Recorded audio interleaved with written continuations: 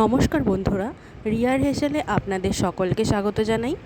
আজকের রেসিপি কালো জিরা কাঁচা লঙ্কার ভর্তা। প্রথমে কড়াইয়ে শুকনো খোলায় আমরা বেশ কয়েকটা পরিমাণ রসুন দিয়ে দেব। এর সাথে বেশ কয়েকটা পরিমাণ কাঁচা লঙ্কা দিয়ে শুকনো খোলায় হাতে সময় নিয়ে ভালো মতো নাড়িয়ে চাড়িয়ে নেব।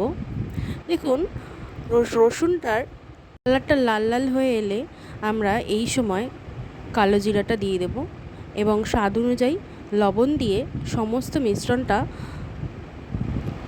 ভালো করে ভেজে নেব। এবার আমরা একটি শিলনোড়ায় এই সমস্ত মিশ্রণটি নামিয়ে ভালো মতো বেটে নেব। এটি সর্দি ঠান্ডা লাগলে খেলে খুবই ভালো হয়, গা হাত পা ব্যথা থেকেও রেহাই পাওয়া যায়। খেতে কিন্তু দুর্দান্ত হয়েছিল এই রেসিপিটা। দেখুন আমাদের এখন সম্পূর্ণ মিশ্রণটি বাটা হয়ে গেছে। বাটা হয়ে যাওয়ার পর এরকম কিছুটা দেখতে লাগবে, একটু কালো কালো হবে।